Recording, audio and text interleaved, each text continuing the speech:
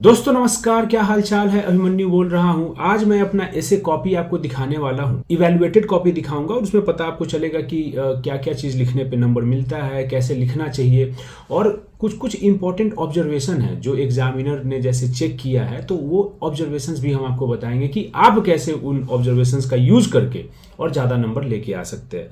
मेरा दोस्तों ऐसे में 160 नंबर मिला हमको, है ना, 69th बीपीएससी में। वो क्यों मिला? क्योंकि मेरा इंग्लिश मीडियम था। हिंदी मीडियम में थोड़ा सा ज़्यादा नंबर मिला है इन जनरल, तो ठीक है, कोई बात नहीं, होता है कभी कभी। 3 ऐसे होते हैं, आपको पता है कि 300 नंबर का टोटल ऐसे का पेपर होता है। 100 नंबर का 3 ठो ऐसे आपको लिखना होता है 3 घंटे में। पहला ऐसे में हमको 55 नंबर मिला है, दूसरा ऐसे में भी 55 नंबर मिला है और तीसरा में हमको 50 नंबर मिला है। मतलब 55 दूनी 110 और 50 160 नंबर हमको मिला है। अब थोड़ा सा हम लोग देखते हैं कि किस तरीके से मैंने लिखा और क्या क्या चीज़ें इंपॉर्टेंट है। आपको बहुत ही इंपॉर्टेंट होने वाला वीडियो देख लेना, ऐसे में आपके जरूर 5-10 नंबर एक्स्ट्रा आ जाएंगे इससे। अगर आप मेंस की तैयारी कर रहे हैं या मेंस के लिए सीरियस हैं तो आपको पता होना चाहिए कि 3 सेक्शन होते हैं ऐसे के लिए, है ना, और हर सेक्शन में 4 ठो आपको ऐसे का टॉपिक रहता है। उसमें से आपके चॉइस के ऊपर है कि किसी एक ऐसे के टॉपिक पे आपको लिखना होता है ऐसे, ठीक है।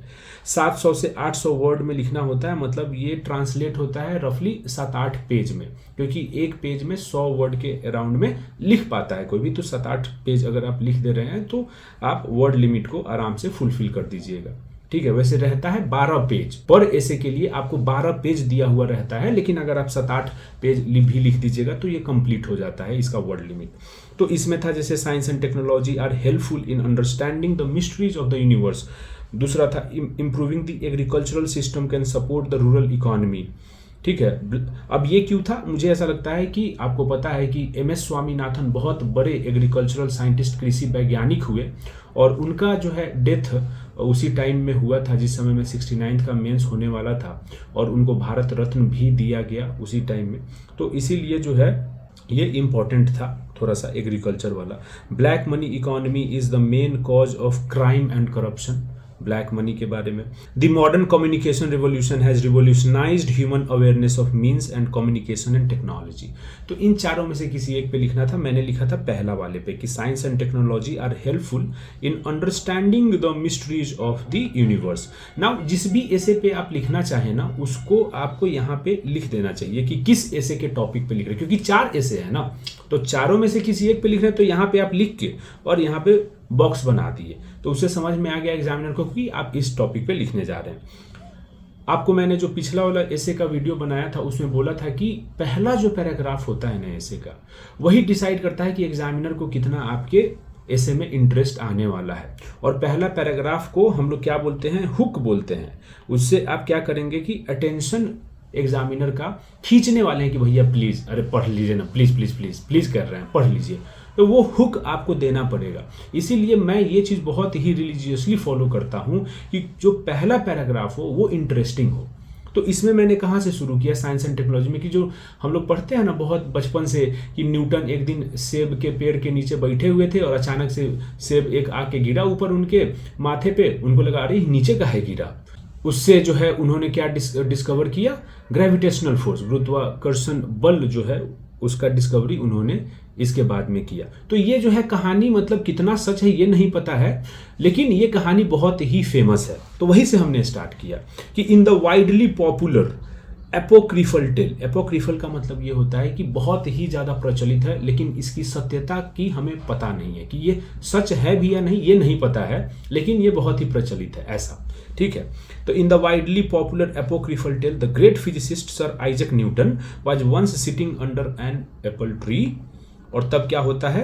An apple suddenly fell on his head, over his head, which led his curious mind to ponder on why it fell downwards, क्यों ये नीचे गिरा, जिसका रिजल्ट ये होता है कि डिस्कवरी होता है थ्योरी ऑफ ग्रेविटी का, which was to change the course of humanity।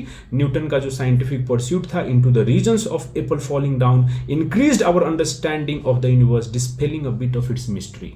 अब ये देखो आप यहाँ पे पैराग्राफ के एंड में मैंने ऐसे का जो टॉपिक है कि science and technology are helpful in dispelling the mysteries of the universe, उसको मैंने यहाँ पे रीइंफोर्स किया। तो पैराग्राफ के अंत में आपको ये चीज करना है कि जो ऐसे का जो टॉपिक है उसको थोड़ा सा आप जो है रीइंफोर्स कीजिए कि ओके, क्योंकि कभी कभी होता है कि एग्जामिनर खुद भूल जाता है कि भाई क्या टॉपिक था। तो उससे आप ना कनेक्ट करके बोल दीजिएगा ओहो ओके, अब वो क्लियर है कि ठीक है ये रेलेवेंट पैराग्राफ है। ठीक है, अब हम लोग नेक्स्ट पैराग्राफ में क्या किए कि भाई हमने साइंस और टेक्नोलॉजी में डिस्टिंग्विश किया कि साइंस एंड टेक्नोलॉजी में क्या डिफरेंस है, क्योंकि जो ऐसे का टॉपिक है वो साइंस एंड टेक्नोलॉजी बोला है कि science and technology are helpful in unravelling the mysteries of the universe. तो उसके बारे में थोड़ा सा हम लोग अब समझेंगे कि किस तरीके से ये हेल्पफुल है और कैसे क्या है। ठीक है, तो अब यहाँ पे हमने बोला कि science is the method of applying the principles of conjuncture, experimentation, looking for proof. ये सब जो साइंस का एक अपना जो थ्योरी जिस तरीके से इसका प्रोसीड करता है, कोई भी अगर साइंटिस्ट है तो इसी तरीके से अपना काम करता है, तो वो मैंने बोला।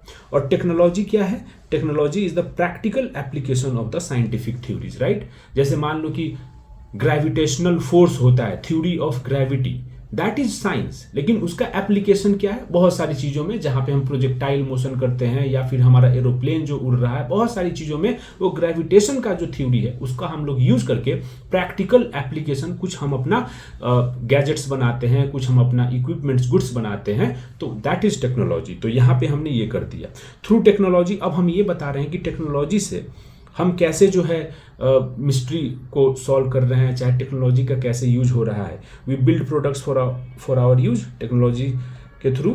अब जैसे थ्योरी ऑफ ग्रेविटेशन जो है ये साइंस है, लेकिन इसको यूज करके हम एरोप्लेन, रॉकेट और मिसाइल ये सब जो बनाते हैं वो टेक्नोलॉजी हो गया। तो यहाँ पे थोड़ा सा पहले डिफरेंस क्रिएट कर दिया।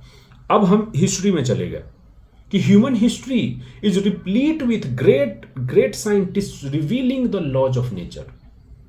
लॉज ऑफ नेचर जो है, बहुत सारे साइंटिस्ट इसके पहले आए और लॉज ऑफ नेचर को रिवील करके गए। जैसे आपको एग्जांपल जो कुछ देता हूं, जैसे यहाँ पे गैलीलियो का एग्जांपल देखो। हमेशा ही आप आर्ग्यूमेंट जो बना रहे हो किसी भी पैराग्राफ में, आप देखना हर पैराग्राफ में एक आर्ग्यूमेंट तो होना ही चाहिए। तो दोस्तों, I am not saying that my copy is the best copy, लेकिन इससे जो भी आप लेसन्स ले सकते हो वो जरूर आप यहाँ से सीख लो, ठीक है ना। तो पहले आप किसी भी पैराग्राफ में क्या करोगे कि एक आर्ग्यूमेंट दोगे, ठीक है, और उसको सब्सटैंशिएट करने के लिए एक एग्जांपल। जैसे मैंने ये बोला कि हिस्ट्री में बहुत पहले से बहुत सारे साइंटिस्ट आ रहे हैं जो कि लॉज ऑफ नेचर को रिवील किए, तो अब हमें एग्जांपल देना पड़ेगा, राइट। जैसे जीएस में भी हम लोग ये काम करते हैं, राइट, कि कोई भी आर्गुमेंट के बाद में एग्जांपल दो। जैसे मैंने गैलीलियो का एग्जांपल दिया कि भाई टेलीस्कोप से ही peeked through the telescope, peek का मतलब देखना, into the vast strange galaxy of ours. अच्छा, ये सब जो टर्मिनोलॉजी है, ये सब जब आप यूज करते हैं, into the vast strange galaxy of hours, now कोई ऐसे डायरेक्टली लिख सकता है कि into the milky way Galaxy, ठीक है, इनटू द स्काई, ऐसे लिख सकते हो, बहुत ही सिंपल वो होगा। लेकिन अगर जहां पे आप थोड़ा सा स्पाइस अप कर सकते हो लिटरेरी वे में, वहां पे जरूर आप यूज करो, into the vast strange galaxy of ours and found out that the sun does not revolve around the earth. पहले गैलीलियो के पहले ये मान्यता थी कि भाई earth is at the centre of the solar system और सन, बाकी सब चीजें जो है ना अर्थ के अराउंड रिवॉल्व करती है। तभी तो हम लोग का होता है सनराइज और सनसेट, ऐसा लगता है कि सूर्य का उदय हुआ है और सूर्य का जो है अस्त हो रहा है, लेकिन ऐसा होता नहीं है, वो अर्थ का रोटेशन रिवोल्यूशन से ये सब चीजें हो रहा है, राइट। तो गैलीलियो जो है बहुत ही इंपॉर्टेंट वे में पता, ये हम गैलीलियो की वजह से चलता है कि भाई सोलर सिस्टम में earth is not at the centre, right. तो ये सब चीजें आप एग्जांपल दिए। फिर नेक्स्ट पैराग्राफ में आइए, science and technology has unravelled to us the secrets of the microscopic beings like bacteria भी। अब हम यूनिवर्स की बात वो कर रहे हैं ना, तो यूनिवर्स से जनरली हमको ये लगता है कि बाप रे बाप, मिल्की वे गैलेक्सी, ब्रह्मांड, प्लैनेट, सोलर सिस्टम, यही बड़ी बड़ी बातें। लेकिन इस यूनिवर्स का पार्ट माइक्रोस्कोपिक बीइंग्स भी तो है मेरे दोस्तों। तो बैक्टीरिया का भी जो है ना, ये साइंस एंड टेक्नोलॉजी से ही तो माइक्रोस्कोपिक बीइंग्स के बारे में पता चला, ठीक है।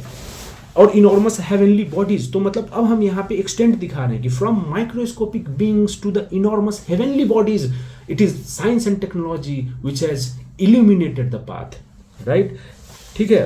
तो ये सब जो है आपको थोड़ा सा यहाँ पे हमने ये किया।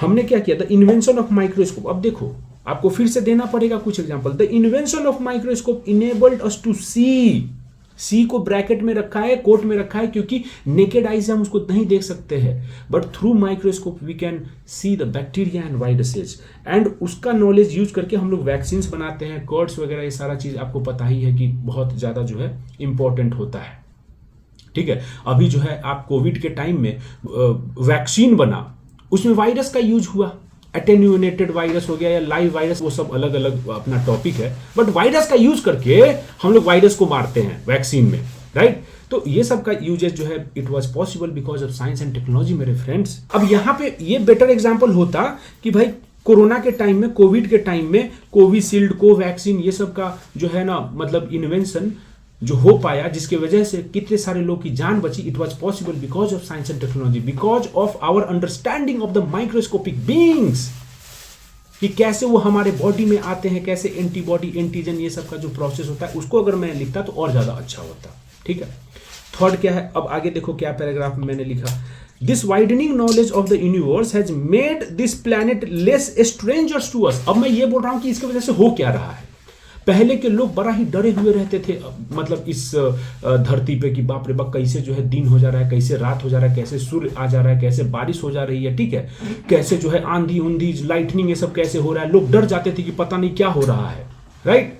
बट हम लोग उतना नहीं डरते हैं। Why? Because science and technology has made us understand why all these events are happening, why all these phenomena of the nature are happening, right? And अब हमको डर नहीं लगता। अगर बादल कभी गड़गड़ा रहा है तो हम डरते थोड़े हैं, हमको पता है कि भाई बारिश हो, लाइटनिंग होगी, अब बारिश होरिश होगी। क्या दिन अगर हो रहा है तो हमको पता है कि भाई सनसेट के बाद में सनराइज आता है, रोटेशन ऑफ द अर्थ का ये रीजन है, राइट।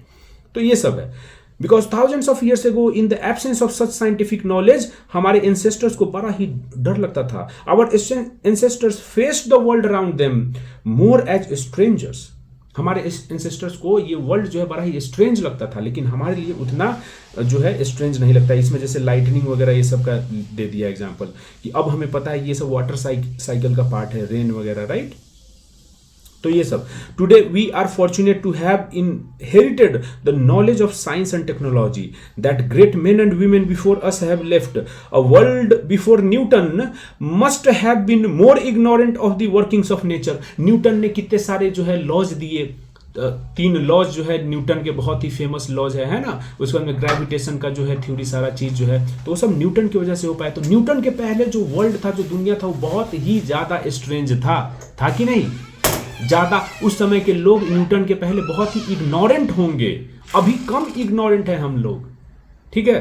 तो ये सब आपको, अच्छा एक चीज आप मिलाना यहाँ पे जो देखिए, जो एग्जामिनर है, जहां पे आप अंडरलाइन करते हैं ना दोस्तों, वहीं पे वो उसी के आसपास में वो भी ऐसे अंडरलाइन किए हुए हैं। देखो आप अंडरलाइन जहां पे है वहीं पे जो है वो भी अंडरलाइन कर रहे हैं, देख रहे हो आप। तो इसीलिए अंडरलाइन करना जरूरी है। ऐसे में बिना अंडरलाइन किए अगर आप लिखोगे तो कोई उतना पढ़ने वाला नहीं है, किसी को सही में उतना मतलब लाइक इंटरेस्ट नहीं है कि आप मतलब बहुत बड़का राइटर हो गए हैं कि आप जो है आप कुछ भी लिख रहे हैं तो कोई पढ़ेगा, ऐसा बात नहीं है, ठीक है। उन लोग को भी रहता है कि भाई जितना जल्दी कॉपी चेक करके निकले उतना जल्दी सही रहेगा, ठीक है। तो इसीलिए अंडरलाइन जरूर कीजिए जो भी इंपॉर्टेंट की पॉइंट्स है आपके। बहुत सारे लोग अंडरलाइन नहीं करते हैं तो उसमें जो है मजा नहीं आता है, फिर उनको लगता है कि भाई अब पूरा ही पढ़ना पड़ेगा समझने के लिए। आप अंडरलाइन कर देते हैं कीवर्ड्स तो उनको पता रहता है कि अच्छा ये सब चीजें पकड़ना है हमें, ठीक। The pursuit of science has made us feel more belonged, समझ रहे हो आप, ये सब चीजें आपको यूज करना है। Recently James Webb space telescope sent back to us the new pictures of our universe. अभी आपको पता है इसके पहले हमारा हबल टेलीस्कोप था, लेकिन उससे भी मोर पावरफुल हमारा जेम्स वेब स्पेस टेलीस्कोप आ गया और उसने न्यू पिक्चर्स दिया हमारे यूनिवर्स का। एंड उसको देख के looking at them one feels odd and astounded at the majesty of the universe, है ना। अब it was in context of such A snapshot of universe. हमारा जो है एक हबल टेलीस्कोप ने यूनिवर्स का एक जो है ना पिक्चर क्लिक किया था, जिसको देख के क्रिस्टोफर हिचन्स बोले कि ये प्योर मैजिक है। क्रिस्टोफर हिचन्स एक फिलोसोफर हुए, अथीस्ट थे, नास्तिक थे, बहुत ही मतलब इंपॉर्टेंट इंटेलेक्चुअल हुए। उनका 2009-10 के आसपास में देहांत हुआ था, ठीक है। तो उन्होंने बोला कि इट इज प्योर मैजिक, ठीक है। The pictures of James Webb telescope, अब क्या हो रहा है कि हमारा understanding of the origin of universe उसको जो है एडवांस किया है। अभी हम लोग मिल्की वे जो बिग बैंग थ्योरी है उस पर भी हम लोग थोड़ा सा क्वेश्चन मार्क अब उठना शुरू हो गया है इसके बाद में, ठीक है। तो ये इंपॉर्टेंट है। अब जैसे microscope, telescope, even the simple watch has made the universe more familiar, है कि नहीं। We have made our journey from the dark into the light on the back of science and technology. ये सब भी थोड़ा सा literary आपको terms से सेंटेंसेज यूज करना चाहिए, ठीक है। Science has been the vehicle of illumination. Vehicle of illumination. The magician who reveals the secrets of the nature. Magician है science and technology, and thus astounding us on the way. ठीक है. The universe that we inhabit is truly vast and mysterious. ये जो mystery of the universe है ये कोई छोटा मोटा चीज नहीं है। The universe is very very vast यार, मतलब आपको हम लोग को अंदाजा भी नहीं है ना। मतलब crores and crores of galaxies है, उन गैलेक्सीज के अंदर में crores and crores of stars है, उस स्टार में एक हमारा जो है सोलर सिस्टम वाला जो चीज है वो है, समझ रहे हो आप, बहुत ही वास्ट है। और सोलर सिस्टम जो है वो मिल्की वे का पार्ट है एंड ऐसे बिलियंस ऑफ गैलेक्सीज हमारे यूनिवर्स में है। In comparison when we look at earth from space it appears only as a pale blue dot, है ना। हम आपको संहार बैच में एक सेशन में बता रहे थे आपको कि कार्ल सागन ने देख के कैसे जब अर्थ इतना छोटा सा ब्लू सा डॉट दिखता है जब स्पेस से, तो ही सेड कि भाई क्यों इतना लड़ रहे हैं, कि हम क्यों इतना जो है यहाँ पे माराकाटी कर रहे हैं। Because at the end of the day it's just like we should understand कि हम लोग कितने छोटे जगह पे रहते हैं यूनिवर्स के, and it is not going to matter यार 2 गज के लिए लोग जो है ना मार काट किए हुए हैं, right. That's how minuscule our abode is, but fired by our minds and imagination we have made deep forays into the universe। कि मतलब भले ही छोटा सा है ये अबोर्ड, लेकिन यहाँ पे जो लोग हैं उनका माइंड इमेजिनेशन इतना तगड़ा है कि we have made deep forays, हमने बहुत सारी चीज़ें जो है ना जान लिया है, ठीक है। हमने मून पे हमारा लैंडिंग हो गया है, हमने सैटेलाइट्स भेज दिया मिलियंस ऑफ किलोमीटर्स अवे, ठीक है। एंड इसके वजह से जो कार्ड्स ऑफ यूनिवर्स है उसको हमने रिवील कर दिया है। तो इस तरीके से थोड़ा आपको लिखना। रिसेंटली व्हेन इसरो का चंद्रयान 3 गया, सॉफ्ट लैंडेड जब वहाँ पे हुआ south pole of the moon पे, the prime minister congratulated the whole ISRO team and on the occasion said that earlier it was चंदा मामा दूर के but now it has become चंदा मामा टूर के। तो ये सब जो आप सुनते हो न्यूज वोज में, ये सब आपको लिखना चाहिए। अच्छा था ये ना, मतलब कितना बढ़िया था, राइम कर रहा था, चंदा मामा दूर के हम लोग पढ़ते थे बचपन में, लेकिन अब वो चंदा मामा टूर के हो गए, क्योंकि now it is possible to land on the moon. अभी हम लोगों ने अपना लैंडर और रोवर वहाँ पे ये लैंड कराया है, कल को हम लोग वहाँ पे अपने लोग भी भेजेंगे, राइट। तो that is very important. The nearness to the moon, the familiarity is made possible by science and technology। जो आज चंद्रमा इतना नजदीक हो गया है हमारे, हमको लगता है कि बस it is just 1 tour away, वो पॉसिबल हुआ है साइंस एंड टेक्नोलॉजी की वजह से। अच्छा, कुछ लोग को ये भी डाउट रहता है कि हम लोग हिंदी वर्ड यूज कर सकते हैं। देखिए हिंदी को आप ऐसे लिख दीजिए, चंदा मामा टूर के, moon uncle is a tour away. इसको आप यहाँ पे इंग्लिश में पैराफ्रेज करके भी लिख दीजिए, कोई दिक्कत नहीं है, ठीक है। Behind Chandrayaan 3 the propulsion modules, the lander and rovers, all these have huge inputs from science to build that kind of technology। तो ये सारी चीजें हमने लिखा। This much of science which started thousands of years ago has achieved several milestones from Archimedes moment of Eureka। आपको पता है कि आर्किमेडीज वाला आपको पता ही होगा, moment of eureka, to Einstein's discovery of relativity and quantum entanglement. अब ये सब जो साइंस एंड टेक्नोलॉजी में जो आप मेंस में पढ़ते हो तो वो सब यूज करो आप यहाँ पे। Quantum entanglement, spooky action at a distance, quantum entanglement को यही बोलते हैं, spooky action at a distance. The journey has been quite rewarding, each step of science has been a huge leap for humanity, right.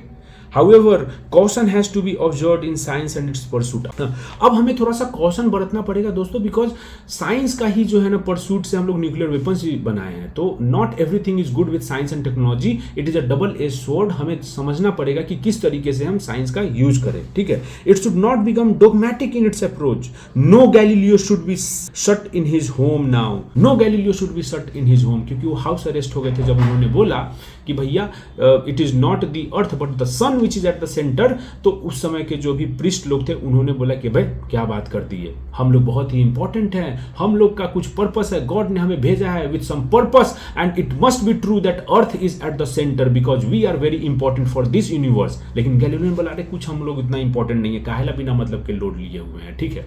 तो priest बोला चुप बैठ जाओ, जाओ घर में चल जाओ, ठीक है। तो कोई भी गैलीलियो जो है ना फिर से कोई दूसरा गैलीलियो ऐसे हाउस अरेस्ट ना हो जाए, वो बहुत ही इंपॉर्टेंट है। साइंस का परसूट में ऑब्स्टेकल्स नहीं आए, जो भी इसके रिजल्ट्स आ रहे हैं उसको हमें होल हार्टेडली एक्सेप्ट करना पड़ेगा। If the results are valid on scientific standards तो हमें उसको एक्सेप्ट करना चाहिए। It must maintain the kind of openness which is the prized trait of science. Science is very open. It is open to criticism. It is open to questioning. Religion might not be open to criticism, religion might not be open to questioning, but science is, and it should maintain that stance, it should maintain that trait. New information and knowledge, if proven, should be accepted with open arms. ठीक है, तो ये सब हम थोड़ा सा science and technology को कैसे परसूट करना चाहिए वो सब बता रहे। It's theory of falsifiability. अब देखो यहाँ पे, देखो एग्जामिनर यहाँ पे ऐसे ये किया है, तो बहुत ही इंपॉर्टेंट इसीलिए है कि आप समझो कि आपको अंडरलाइन करना पड़ेगा। इट्स थ्योरी ऑफ फॉल्सिफाइबिलिटी, जो कि कार्ल पॉपर ने प्रोपाउंड किया था, कि उन्होंने बोला कि कोई भी साइंस का थ्योरी तभी वैलिड होगा जब आप एक ऑप्शन दीजिएगा कि कब वो इनवैलिड हो जाए, जब उस थ्योरी में ये भी इनहेरेंट होना चाहिए कि कब ये इनवैलिड हो जाएगा। जैसे मान लो कि न्यूटन ने बोला कि भाई ग्रेविटी है और उसका इतना जो है आपका वैल्यू है 9.8 जो उसका वैल्यू है, ठीक है। अब अगर कोई कल को प्रूफ कर दे कि नहीं ये तो 10.5 है, तो वो हो जाएगा 10.5। या कोई कल को जो है सेब नीचे ना गिर के ऊपर भागने लगे, तो हम समझेंगे कि ग्रेविटी भाई नीचे नहीं है ऊपर लगता है। तो फॉल्सिफाइबिलिटी का ऑप्शन होना चाहिए, फॉल्स उसको प्रूफ करने का ऑप्शन होना चाहिए। जनरली रिलीजन में फॉल्स प्रूफ होने का कोई ऑप्शन नहीं होता है, लेकिन साइंस में this theory has to be there, तभी उसको हम लोग साउंड एक साइंटिफिक थ्योरी मानते हैं। Moreover it must also be realise that human existence is multi layered, we need to unravel the mysteries of the universe, no doubt, but at the same time we also need to unravel the mysteries of our soul. अब देखो हम यहाँ पे अब ये बोल रहे हैं कि what is our purpose here, ठीक है, यूनिवर्स के मिस्ट्रीज को हम जो है अनरेवल कर रहे हैं, but at the same time we also have to unravel the mysteries that are aged inside our soul, right. तो ये जो है यहाँ पे बोले द प्रीचर बिली ग्राहम बहुत अच्छे प्रीचर हैं, said that without this inward understanding of our selves we would create a mess outside. अगर हम अपने आप को नहीं समझेंगे तो बाहर में हम कचरा कूड़ा करकट ही हम फैलाएंगे। This is what Blaise Pascal the great scientist realise on his night of fire. Night of fire एक ब्लेज पास्कल आपको पता ही है कि बहुत ही बड़े साइंटिस्ट हुए, but he was also a very religious person. तो एक रात ऐसे उनके दिन में जिंदगी में आता है जब finally you know a night of fire, जिसको बोलते हैं नाइट ऑफ रियलाइजेशन, रेवलेशन, ठीक है, जहां पे finally he surrendered himself to God, right. He had a sublime revelation, realization and submitted himself to the authority of the divine। तो ये inward understanding भी होना चाहिए। देख रहे हो अब जहां पे भी हम अंडरलाइन किया वहां पे वो फिर से अंडरलाइन किया है एग्जामिनर, मतलब you have to underline your essay, you have to use this examples, you have to use like literary थोड़ा सा phrases and all that. It is important to balance scientific pursuit with the kind of morality which serves humanity. अब देखो science के pursuit में morality को भी लेके चलना है, ये नहीं कि भाई इमोरल हो जाएंगे, कि साइंस का जो है गलत यूज नहीं करना है। अदरवाइज एज गांधी आर्ग्यूड, हम नहीं गांधी से बुलवा रहे हैं, despite all the scientific progress the civilisation will become satanic civilisation, western civilisation को गांधी जी ने बोला था, because mindless pursuit of science हो रहा है, मोरालिटी को आपने पीछे छोड़ दिया है, ठीक है। Even the great scientist Albert Einstein echoed the same advice when he said science without religion is lame, religion without science is blind. इसको क्यों नहीं लिख सकते हैं? ये ऐसे का टॉपिक था 68th में, इसको हमने यहाँ पे पैराग्राफ में यूज कर लिया, ठीक है ना। तो ये सब आपको, टेक्नोलॉजी इज अमोरल, इसका कोई मोरालिटी नहीं होता है टेक्नोलॉजी का, इसको आप किसी भी पर्पस के लिए यूज कर सकते हो, गुड और bad. It can be use for good as well as bad. How we use science and technology depends on the kind of morality and compassion we possess, ठीक है। Otherwise, if we become immoral in the usage of science, then things like bombings on cities like Hiroshima and Nagasaki might happen again. This inner turmoil can not be better explored than the utterance of Oppenheimer with his blank, vacant eyes, I have become death, the destroyer of worlds. Oppenheimer जब Hiroshima and Nagasaki पे वो bomb गिरते हैं, and Oppenheimer ने ही ये सारा nuclear project जो Manhattan project है अमेरिका का, ओपेनहाइमर वाज लीडिंग इट, ठीक है। उन पे मूवी भी बनी, अभी क्रिस्टोफर नोलन ने बनाया था, राइट, ओपेनहाइमर। तो इन्होंने बोला I have become death the destroyer of worlds at the sight of the bombs dropped which he had helped made. In conclusion, science and technology are indeed the great lights in the dark, the light at the end of the tunnel. They are the light at the end of the tunnel. हम लोग को बहुत ही darkness से गुजरना होता है, but science and technology illumines our path. But their pursuit must be tempered by humility, morality, and a consideration for the well-being of others. Such pursuit should be guided by the Indian morality of Vasudhaiva Kutumbakam. ये सब आप use करो, जो भी आपको नहीं पता है क्या, वसुधैव कुटुंबकम सबको पता है, you should use it, which is as old as the hills. पहाड़ियों की इतना पुराना है ये हमारा morality. To consider all as equals and part of the same family as we make forays into the mysteries of universe. यहीं पे ये खत्म होता है ऐसे. तो सेकेंड ऐसे थर्ड ऐसे ऐसे ही कर लेंगे, ठीक है. लेकिन आई होप कि आप लोग को थोड़ा सा पता लगा होगा किस तरीके से यूज करना, किस तरीके से लिखना है, ठीक है. आप एक बार जो है ना पहले बैक साइड में पेज के थोड़ा सा जो भी आपके पॉइंट्स आ रहे हैं जॉट डाउन कर लेना है, फिर उसके बाद में उसको एक फ्लोइंग वे में आपको लिख देना है. तो गाइस ये था ऐसे का. अगर आप संहार बैच ज्वाइन करना चाहते हैं तो डिस्काउंट चल रहा है 500 रुपये का, वो जो है डिस्काउंट आज तक रहेगा, तो आप उसको ये कर सकते हैं, ज्वाइन कर सकते हैं. और उसमें GS1 और GS2 के जितने भी टॉपिक्स है उसके PDF लेक्चर नोट सारा चीज़ आपको अवेलेबल कराया जाएगा. तो दैट इज़ वेरी इंपॉर्टेंट. अगर आप सही में इसमें फोड़ना चाहते हैं तो then you can have a look at our संहार batch. Thank you very much guys.